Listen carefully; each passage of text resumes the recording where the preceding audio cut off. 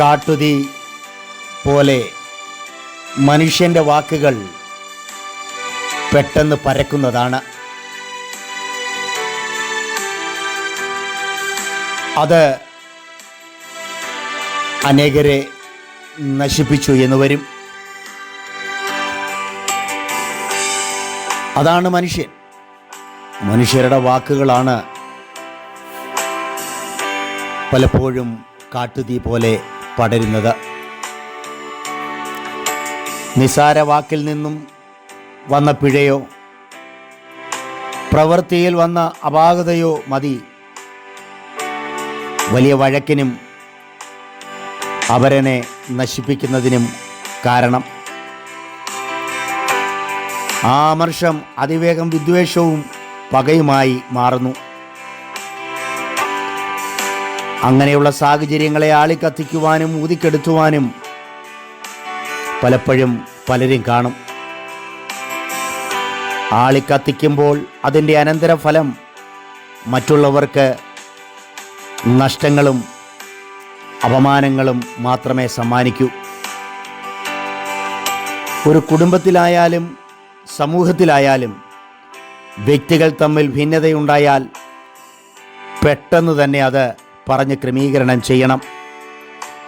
അവിടെയാണ് നന്മയുടെ പ്രഭാകിരണം നമ്മളിൽ നിന്നും പ്രകാശിക്കേണ്ടത്.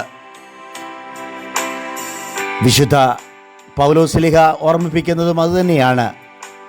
കോപിച്ചാൽ പാപം ചെയ്യരുത്. സൂര്യൻ അസ്തമിക്കും മുമ്പേ അത് പറഞ്ഞ് തീർക്കണം. വക്കീലായിരുന്ന എബ്രഹാം ലിങ്കനെ ഒരിക്കൽ ഒരു കർഷകൻ സമീപിച്ചു. അയൽവാസിയുമായുള്ള വസ്തുതർക്കത്തിൽ വക്കാലത്തിനു വേണ്ടിയാണ് അയാൾ ലിങ്കനെ സമീപിച്ചത്. വിവരങ്ങളൊക്കെ കേട്ട ശേഷം ലിങ്കൻ ഇങ്ങനെ പറഞ്ഞു: സ്നേഹിത, നിങ്ങൾ പറയുന്ന നിങ്ങളുടെ ആ അയൽക്കാരനും ഇതേ വിഷയവുമായി എന്നെ സമീപിച്ചു. അയാൾ അതാ ആ മുറിയിൽ സംസാരിച്ചു കൊണ്ടിരിക്കുകയായിരുന്നു. നോക്കൂ, നിങ്ങൾ കേസിന് പോയാൽ അനേക നൂലാമാലകൾ കൊണ്ട് ഇതിൻ്റെ വ്യവഹാരം അടുത്ത തലമുറയിലേക്ക് നീണ്ടു പോകും. അതിനാൽ നിങ്ങളുടെ പ്രശ്നം നിങ്ങൾ തന്നെ അയൽക്കാരനുമായി പറഞ്ഞു തീർക്കുക.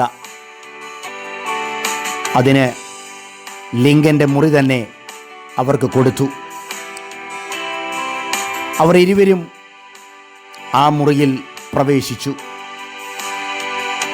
ഉച്ചഭക്ഷണം കഴിഞ്ഞു വന്ന ലിങ്കൻ കണ്ടത് തർക്കമുന്നയിച്ച രണ്ടുപേരും വളരെ സന്തോഷം കൊണ്ട് പൊട്ടിച്ചിരിക്കുന്നതാണ്.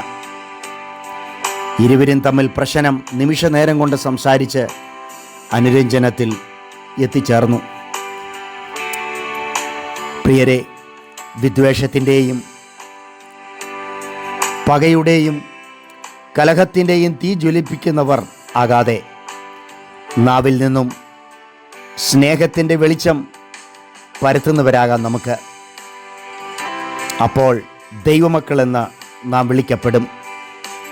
ദൈവം നമ്മളെ വളരെ സ്നേഹിക്കുകയും ഇഷ്ടപ്പെടുകയും ചെയ്യും. അതല്ലെങ്കിൽ നാവ് വലിയ തീ കത്തിച്ച് നാശം വിതയ്ക്കുമെന്ന് മറക്കരുത്. അതുകൊണ്ട് മനസ്സ് പുതുക്കി ദൈവകരങ്ങളിൽ നമ്മെ സമർപ്പിക്കാം.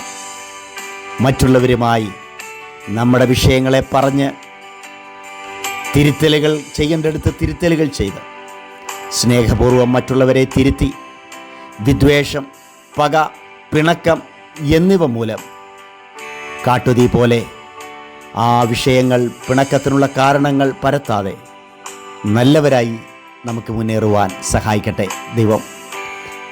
മറ്റുള്ളവർക്ക് തണുപ്പായി നമുക്ക് തീരാം. കാട്ടുതീയെ നമുക്ക് ഊതിക്കെടുത്താം. ദൈവമായ കർത്താവ് നമ്മെ